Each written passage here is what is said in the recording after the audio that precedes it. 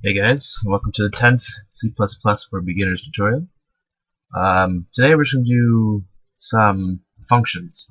It's basically a piece of code that seems to be outside of our main loop that can be called multiple times and do some code for us. So let's just start a new project, call it functions, and make sure you set the empty project.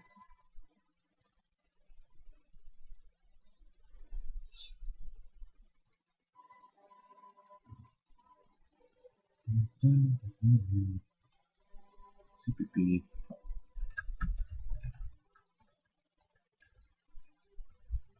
I don't think I did that last video either.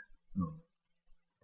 Alright, so we're just going to start off the basic start that we usually do.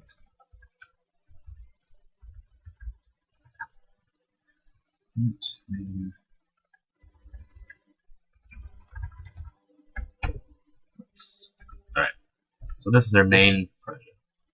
As we already know, when the program is built, when Visual Studios or whatever compiler you're using compiles and wants to build everything, it goes through the includes and it includes everything that sets up the namespaces and stuff like that. But when we start the actual program, we always start at the main. So what happens if we want a piece of code that we're going to use a bunch of times? Well, let's find that out. So what we're going to do is we're just going to have, let's do an iterate. And then we'll do 10. Yeah, we'll do 20. No, 10. And then we're just going to have a loop that gives us some values like we normally do.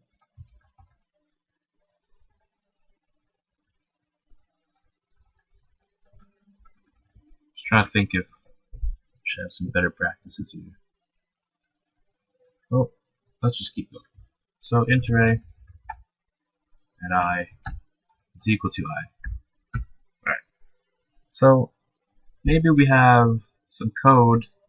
We want to basically give it all, let's give it all zeros instead of the I. And then later on we'll do some stuff with that. But what if every once in a while we wanted to erase the array and have it all zeros and start fresh? Well, what we can do is we can create a method or function. So what you gotta do is outside of the int, outside of the main, we're just gonna create another method. Now it's similar to what the main looks like in the terms that we have to have what the method is gonna give. So for this one, we're not gonna give anything, so it's void. This means the function does not return any values. And we're gonna call it 0. See? Just like our main function. Now, we're going to have to tell it which array we want to erase. So to do that, all we have to do is say we need an int array. So that's what it looks like. And we're going to call this f-array, or the array for the function. And it's freaking out because I did it the wrong way. Okay, so this is basically, we're saying I need it to be this big, or I need to have send an array for our method. So inside here we can go do a for loop. Is less than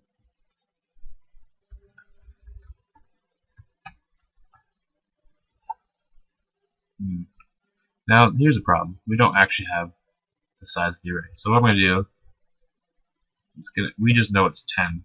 I was trying to do some good practices there, but we'll do that in a second. Alright, so in this for loop, we just do the same thing.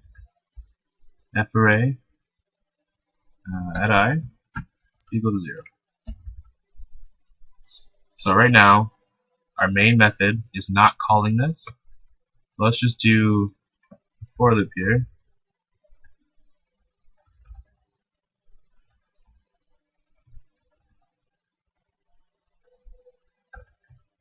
I'm just going to actually give it some values.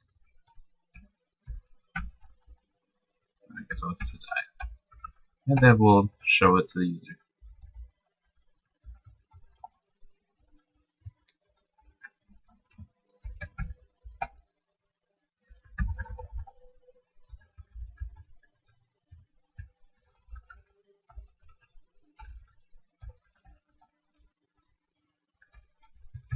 and clean it up a little bit. Alright. So we're just going to run this. Basically, we make the array, we set everything to 0, then we set everything to a value, which is kind of useless, and then we show it to the user. So I'll just run that.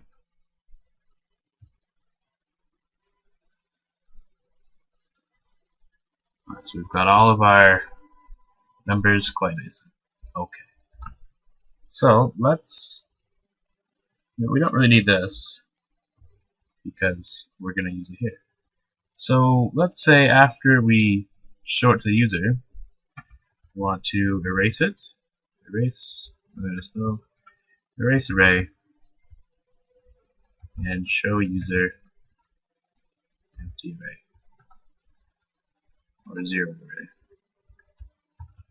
Alright, so now to call this method, it's just as simple as calling it like this, the name of the function we'll call, and then even here it's telling us we need an array of integers.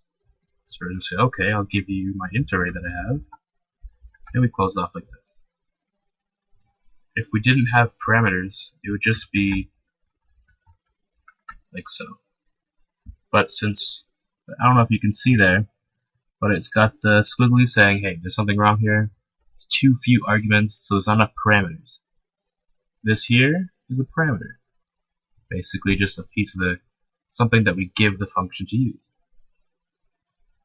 So, if we copy this now,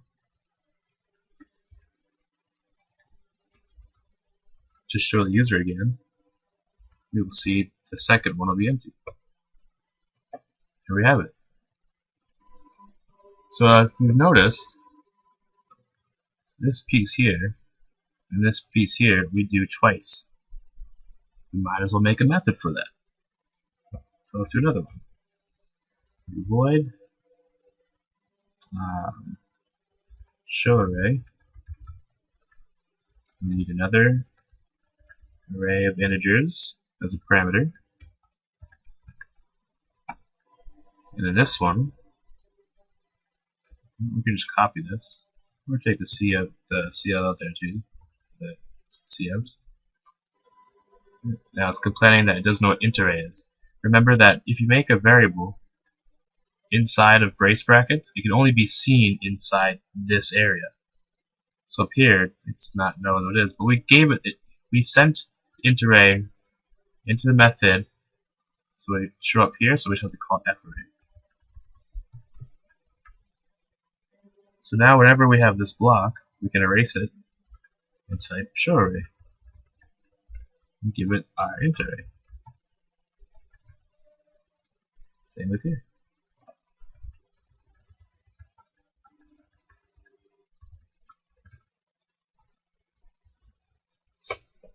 So if we save and run it, it'll be the same variable, same values. Look at that. Looks perfect. So what if we decide not to be dangerous and have a constant, an int constant called array size is equal to 10, just so that we don't mess up anything. So we gotta switch this around. So we have a constant integer that tells us how big an array is. Now we can, it's fine, it's all fine, and we can set it here, we can make sure we don't go outside that bounds, but up here we still have these tens, so I'll just paste it there. Well, again, it doesn't know what that is because it's inside of this area. So what we could do is we could have a second parameter that just says int array size, just that we can tell all the methods that this is how big our array will be. Same with this one. Just make sure our, and then just make sure that our for loops use that integer. But now everybody down here is yelling because they don't know, they don't have enough parameters in their call. So we can just send array size here as well. I'm just going to copy this because I don't like typing. So we save and run again. Again, everything looks fine. The nice thing about having this array size is we can change it to be whatever we want. We can make it 20 now. It's not bad. So what I'm going to do is do one more method. And this one's going to actually return a value. So we'll do int, so it's going to return an integer. We're going to call it show last element. It's going to take another array. And it's going to take an integer size as well. Or array size as well. So the first thing is if we try and run this, it's not going to let us. As you can see here, it says show last element must return a value. We told the program that it was going to return an integer, but then we never returned anything, like this one does. So we have to change that. So what I want to do is just say we're having an array. We're going to call it last, or not an array. We have an integer called last element. Is going to equal the f array at the last element. So whatever the size is. Then we're going to return the last element. If I knew how to spell. So after we're done all this stuff, we're just going to say show last element. So the int array and the array size. We'll save and run this one. I probably should have actually done a cout. That would have been a good idea. So the name of this the name of this method or function, we should probably change because it doesn't actually show. I'm going to call it get last element. And it's going to give us the last one. Now no longer knows what it is, so we'll change it here. So now what we can also do is cout last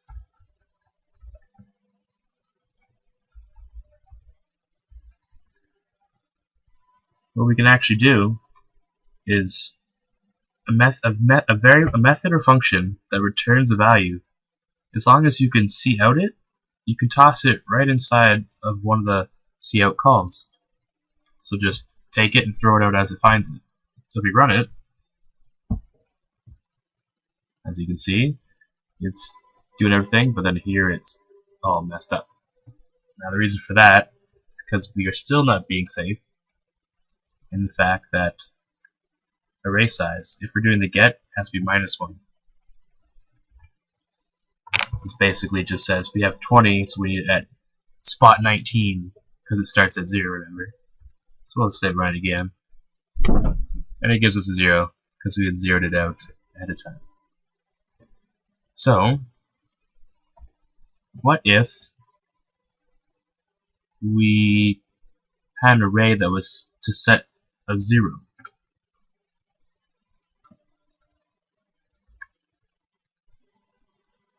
You can't actually do that. So set to 1. We have an array of just 1. Now that's okay, but array.size -1 will give us 0, so that's okay actually. I didn't do what I wanted to do. Alright, well let's just bear with me here. In a method or function, you don't have to have only one return type. So let's do an if statement here. Let's say if last element is equal to 0,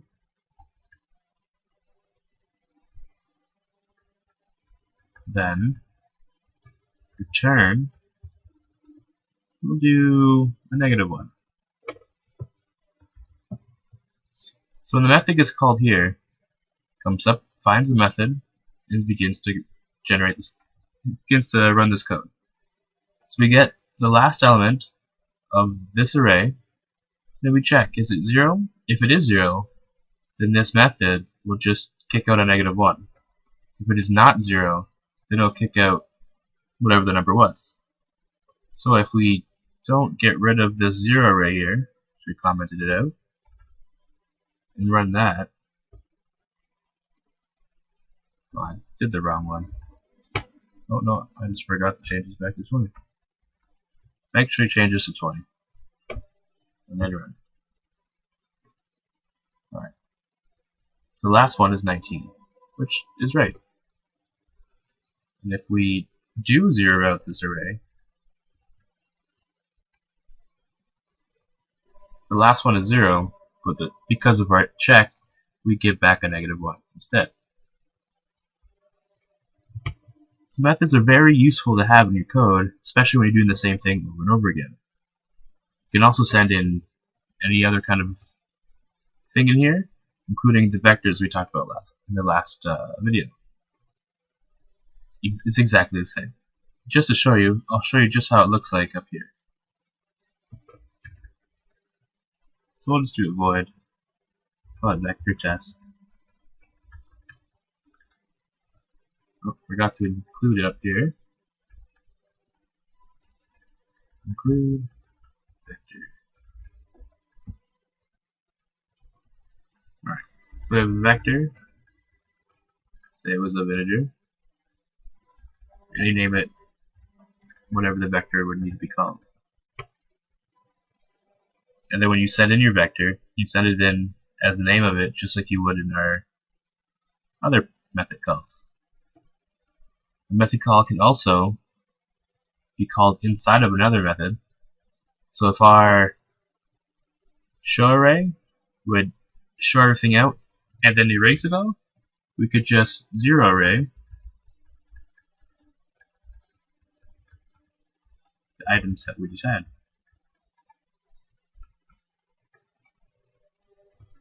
Now, when you're doing this, you could also call them back and forth. It would just be a big loop. You could create a loop that way as well. That's a little bit more complicated. We'll probably cover that in another class. Another video. Well, I think that's everything for this one. Keep an eye out for my next video. It'll probably be soon. I just did these 2 today. But there's some more interesting things coming on. And like I said, come up with some ideas that you want to see in a project that we can do together. I usually find it a lot easier to learn not only from watching people do stuff, but also working on a project with the outcome. So hopefully that'll come up soon. Thanks for watching. I'll see you in the next video.